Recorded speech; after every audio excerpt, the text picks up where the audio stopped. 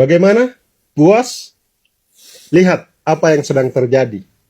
Makassar membara. Gedung DPRD-nya kini hanya tersisa puing dan arang. 3 sampai 4 nyawa melayang. Bukan karena peperangan melawan musuh, tapi karena kita sendiri yang membakar rumah kita. Tumbalnya saudara kita.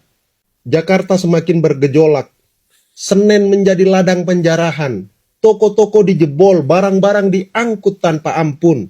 Gas air mata bercampur dengan jerit ketakutan rakyat.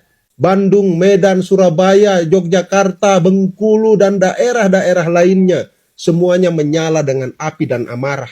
Saudaraku, bukankah ini yang diinginkan para provokator itu? Inilah tujuan dari akun-akun anonim yang setiap hari menebar kebencian dan hasutan di media sosial. Mereka ingin kita marah buta. Mereka ingin kita kehilangan akal sehat kita. Mereka ingin bangsa ini hancur dari dalam. Dan harus kita akui, mereka berhasil. Mereka berhasil mengubah suara hati rakyat menjadi bara kerusuhan. Kita menuntut keadilan, kita menuntut kesejahteraan. Tapi apa yang kita lakukan sekarang?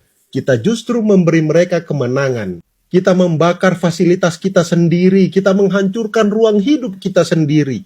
Kita menjarah toko tetangga kita sendiri. Dan akhirnya, kitalah yang akan paling merasakan pedihnya akibat perbuatan kita sendiri. Percaya atau tidak, investor sudah melihat semua ini. Mereka yang tadinya siap menanam modal, menciptakan pekerjaan, kini mungkin berpikir ulang. Bahkan mungkin sudah ada yang bersiap angkat kaki. Apa artinya? Lapangan kerja kita akan semakin sempit, ekonomi akan semakin terpuruk, dan jangan kaget bila PHK massal segera menyusul. Ini bukan ancaman, ini kenyataan pahit yang akan kita telan jika situasi ini terus dibiarkan. Sadarlah, jangan biarkan kita jadi pion dalam permainan orang-orang yang bersembunyi di balik layar. Mereka menyalakan api, tetapi kitalah yang terbakar.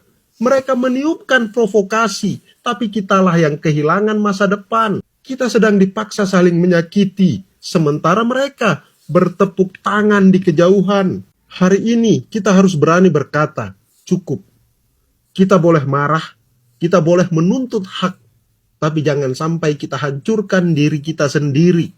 Karena bila bangsa ini runtuh, yang paling menderita bukanlah mereka, melainkan kita, rakyat biasa yang hanya ingin hidup layak dan tenang.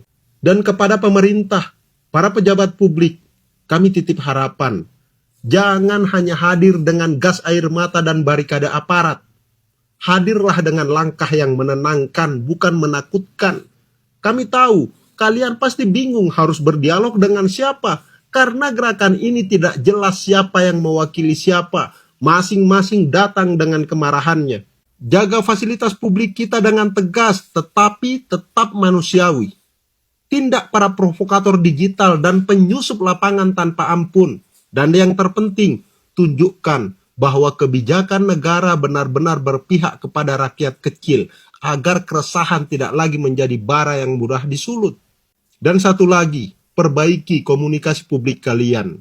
Jaga diksi, jaga kata-kata, jangan sampai menyakiti hati rakyat lagi. Saudaraku, bangsa ini masih punya harapan.